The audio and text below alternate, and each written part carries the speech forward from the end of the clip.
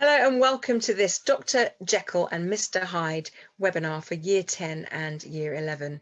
In this session, we're looking at Henry Jekyll. We're looking at key quotations that help us understand his character, that we can analyse themes and use subject terminology to discuss. The first quotation is in chapter 1 in the opening, where Enfield is talking about Hyde using Jekyll's checkbook to pay compensation.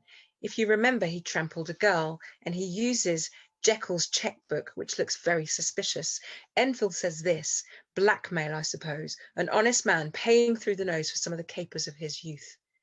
Interestingly enough, he talks about paying through the nose. He says that poor old Jekyll has had to, unfortunately, pay for his misdemeanors and mischief of his youth. It's linking with this idea of punishment, that past crimes will catch up with you. But also, we understand at this point that Jekyll was actually very wild as a young person. And ironically, Enfield assumes that he's being blackmailed. And at this stage, no one would guess that Jekyll and Hyde are actually the same person.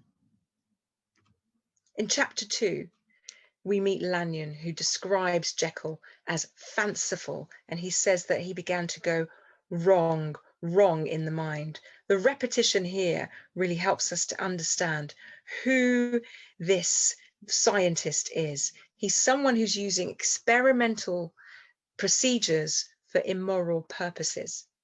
In chapter 3, we get to meet Jekyll himself, and he's described as a large, well-made, smooth-faced man of 50 with something of a slyish cast. Now, even in his physical description, we can see the duality.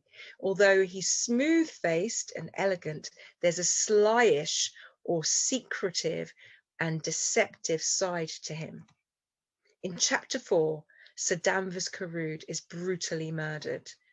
Now, Jekyll confesses at the end that my devil had long been caged and came out roaring. He tried to moderate himself after paying compensation for the girl, but can you see the use of that word caged? So it shows that the self-control is a negative thing. He doesn't feel as if he's acting well. He feels as if he's being deprived of freedom by not being evil.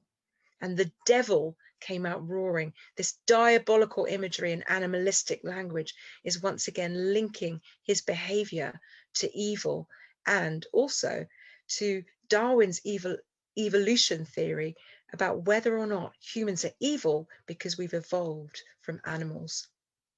Chapter 7 is the crisis, where we can see the use of pathetic fallacy in this quotation, once crowded with eager students and now lying gaunt and silent. It sounds like a person, but it's about his laboratory. Like him, it was full and active, and now it's empty. And then finally, in chapter 10, when we have the denouement, where we find out about Jekyll and Hyde being the same person, we can see that Jekyll is in a lose-lose situation because of his life choices. To cast my lot with Jekyll was to die to those appetites that I'd long secretly enjoyed.